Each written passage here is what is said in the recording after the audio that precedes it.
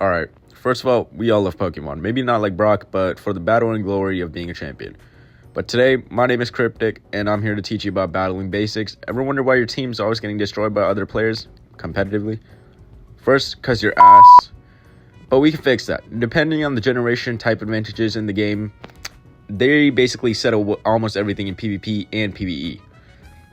Gimmicks and Terra might be involved and change that, but types might look confusing but are generally very easy to learn.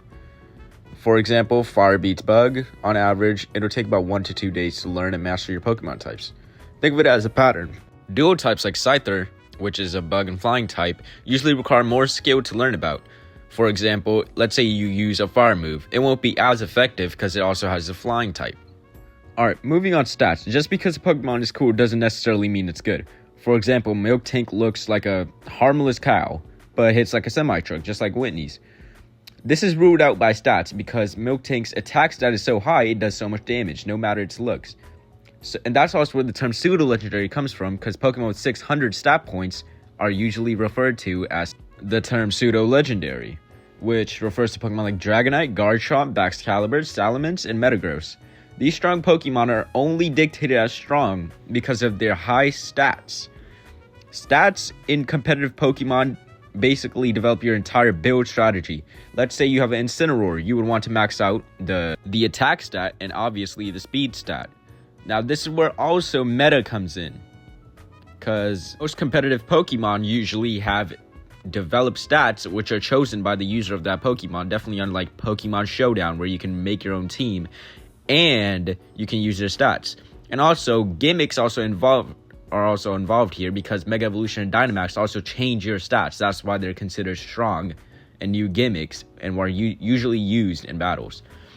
Now, stats also are affected by your EVs and IVs. EV standing for effort, and IVs, just think of them as genetics on how Pokemon is born. Basically, let's say you breed a Pikachu many times. One Pikachu will be way stronger than the rest because of IVs and EVs. As you can see in this chart, also, Pokemon just keep getting stronger. If you take Generation 1 and compare it to Generation 9, it's a huge gap with the average Route 1 Pokemon having way higher stats than, for example, Rattata and Pidgey. Pokemon just keep getting stronger. And in the past 10 years, a Pokemon like Rhydon has been left behind.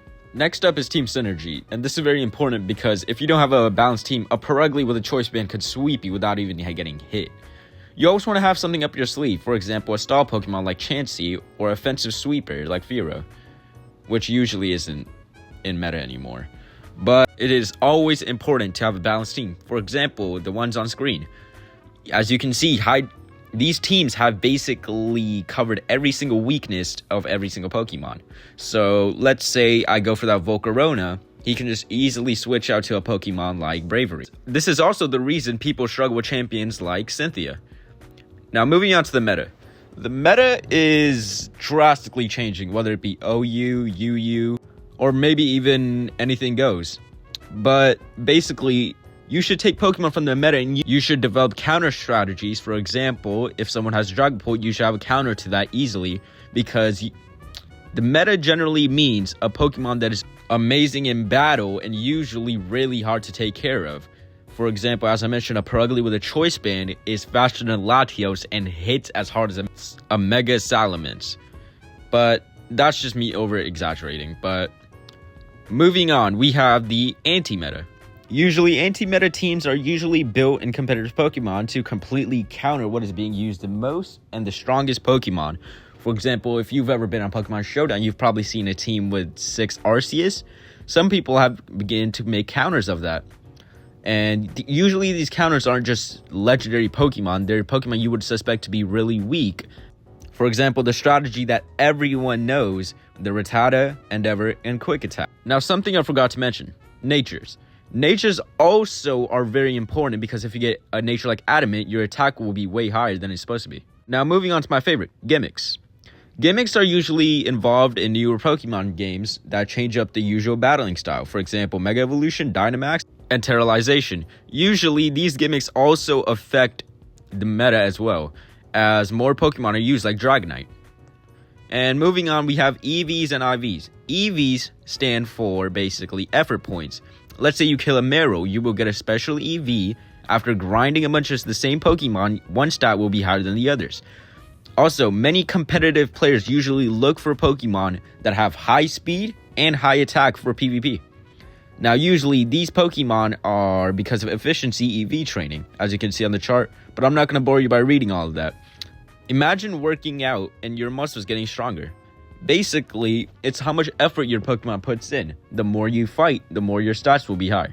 But that doesn't just mean just kill a bunch of Pokemon and your stats will be better. You have to exactly find a good Pokemon. Let's say you kill a Pokemon and it raises your attack EV.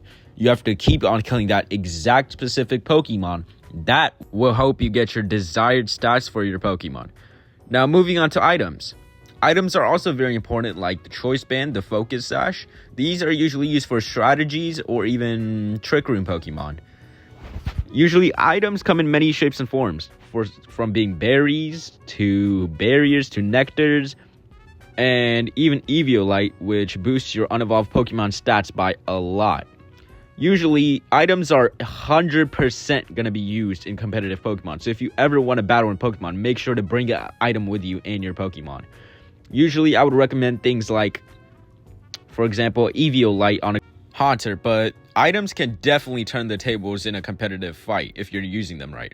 Also, another important thing that most people forget is moveset strategy. For example, if you give your Charizard all fire moves, you're going to get cooked by one Stone Edge. But there's a fix to that. One strategy that I personally use is always having a move that is strong against a Pokemon I'm weak to. For example, a Pikachu having the move Surf can drastically improve its chance against a rock or even a ground type. This is why moves are usually really important, and natures. Now, as you can see in this Gengar, you can see its EV, special attack, its stats, and its nature and its ability. You can clearly see it's not just Ghost type moves, it has Substitute, Focus Blast, Fighting type move, Shadow Ball, and Sludge Wave. This is what makes this Pokemon so strong because of its stats, its gimmick, and also how you utilize this Pokemon. For example, you could use stall moves like Substitute or just become a sweeper using Shadow Ball and just getting your special attack up. That will be all for this video. I hope you guys enjoyed, and make sure to check out the new gameplay video I'll be posting either tomorrow or the day after that. And obviously, don't forget to like and subscribe and turn on the notifications.